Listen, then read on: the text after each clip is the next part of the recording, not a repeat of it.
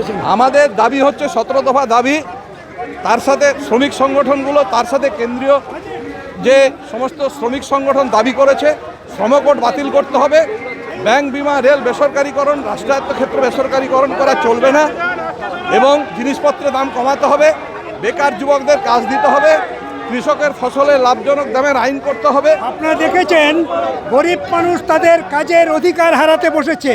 দিল্লির সরকার আইন করে গরিব মানুষের কাজের অধিকার কেড়ে নিচ্ছে। 1, 2, 3, 4 করে গরিব মানুষের যে অধিকার ছিল সংবিধানে, সেই সংবিধান পাল্টিয়ে গরিব মানুষের অধিকার কাড়ার চেষ্টা করছে। গোটা দেশের এই ধর্মঘট দিল্লির সরকারকে শুধরে দেবে, আর নয়। আমরা আছি, গ্রামের গরিব কৃষক, ক্ষেত মজুর, শ্রমজীবী, কলে কারখানার শ্রমিক থেকে বাদ দিয়ে সরকার চলতে পারে না। সেই সরকারকে একটা মেসেজ দেওয়া হবে এই ধর্মঘটের মধ্য দিয়ে, আগামী দিন হয় শুধরে যাও, নইলে শুধরে দেবে।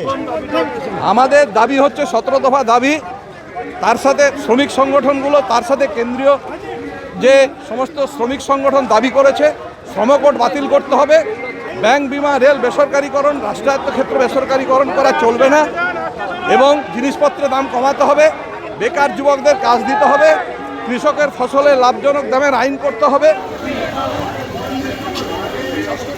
ক্ষেত মজুরদের কাজ শুরু করতে হবে, এবং কৃষি ঋণ মকুব করতে হবে, রেগার কাজ চালু করতে হবে, এবং 200 দিন কাজ 600 টাকা মজুরি দিতে হবে।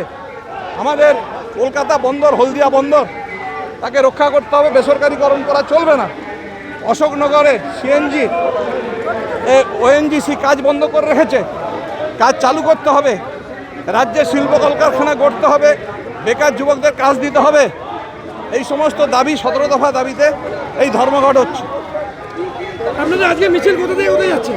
আজকে ধর্মতলা লেলিন মূর্তি থেকে শিয়ালদা স্টেশন পর্যন্ত এই দীর্ঘ পথে শ্রমিক কৃষকরা রাস্তায় নেমে মিছিল করছে।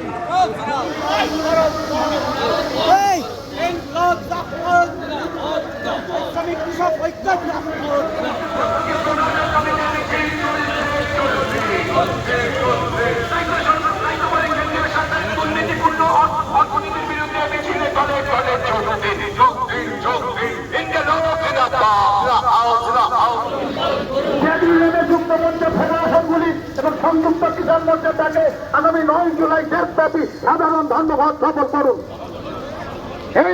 জিন্দাবাদ। সেটাকা মানুষের অর্জিত অধিকার রক্ষায় 9 জুলাই সাধারণ ধর্মঘট পালন করুন। সেটাকা মানুষের অর্জিত অধিকার রক্ষায় 9 জুলাই সাধারণ ধর্মঘট পালন করুন। শ্রমিক স্বার্থ বিরোধী সমস্ত চালিয়ে দাও।